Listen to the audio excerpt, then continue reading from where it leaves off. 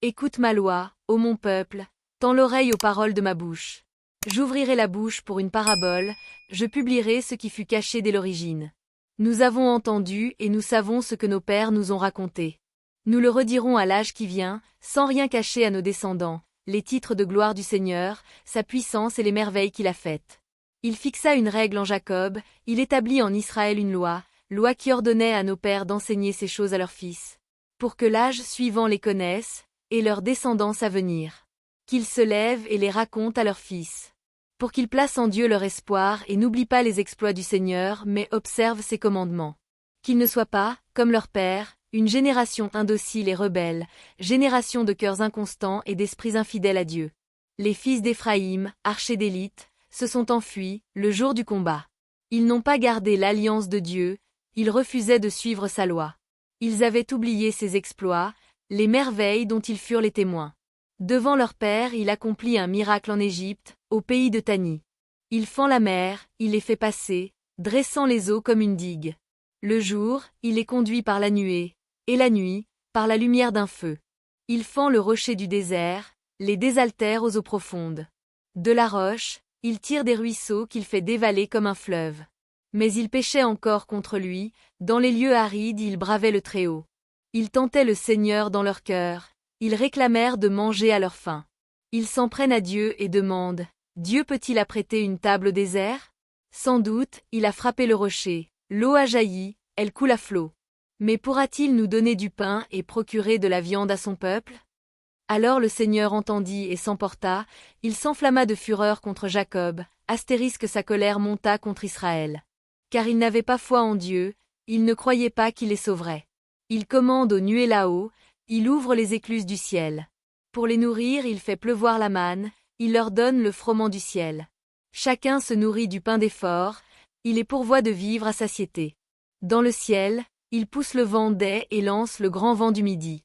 Sur eux il fait pleuvoir une nuée d'oiseaux, autant de viande que de sable au bord des mers. Elle s'abat au milieu de leur camp tout autour de leur demeure.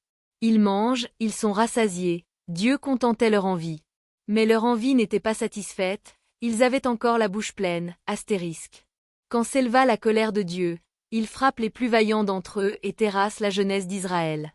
Et pourtant ils péchaient encore, ils n'avaient pas foi en ses merveilles.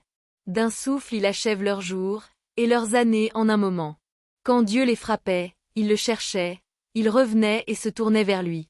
Ils se souvenaient que Dieu est leur rocher, et le Dieu Très-Haut, leur Rédempteur. Mais de leur bouche ils le trompaient, de leur langue ils lui mentaient. Leur cœur n'était pas constant envers lui, ils n'étaient pas fidèles à son alliance. Et lui, miséricordieux, au lieu de détruire, il pardonnait. Maintes fois, il retint sa colère au lieu de réveiller sa violence. Il se rappelait, ils ne sont que chair, un souffle qui s'en va sans retour. Que de fois au désert ils l'ont bravé, offensé dans les solitudes. De nouveau ils tentaient Dieu, ils attristaient le Saint d'Israël. Ils avaient oublié ce jour où sa main les sauva de l'adversaire. Par ses signes il frappa l'Égypte, et le pays de Tani par ses prodiges. Il transforme en sang l'eau des fleuves et les ruisseaux, pour qu'ils ne boivent pas. Il leur envoie une vermine qui les ronge, des grenouilles qui infestent tout. Il livre les récoltes aux sauterelles et le fruit de leur travail aux insectes. Il ravage leurs vignes par les grêlons et leurs figuiers par le gel. Il abandonne le bétail à la grêle et les troupeaux à la foudre. Il lâche sur eux le feu de sa colère, indignation, fureur, effroi, astérisque il envoie des anges de malheur. Il ouvre la route à sa colère, il abandonne leur âme à la mort, astérisque et livre leur vie à la peste. Il frappe tous les fils aînés de l'Égypte, sous les tentes de Cham, la fleur de sa race. Tel un berger, il conduit son peuple, il pousse au désert son troupeau. Il les guide et les défend, il les rassure, leurs ennemis sont engloutis par la mer. Il les fait entrer dans son domaine sacré, la montagne acquise par sa main.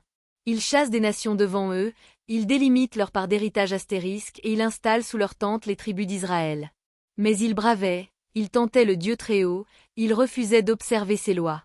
Ils déviaient comme leur père, ils désertaient, trahissaient comme un arc infidèle. Leur haut lieu le provoquait, leurs idoles excitaient sa jalousie. Dieu a entendu, il s'emporte, il écarte tout à fait Israël. Il quitte la demeure de Silo, la tente qu'il avait dressée chez les hommes. Il laisse capturer sa gloire, et sa puissance par des mains ennemies. Il livre son peuple à l'épée, contre son héritage, il s'emporte. Le feu a dévoré les jeunes gens, les jeunes filles n'ont pas connu la joie des noces. Les prêtres sont tombés sous l'épée, les veuves n'ont pas chanté leur lamentation.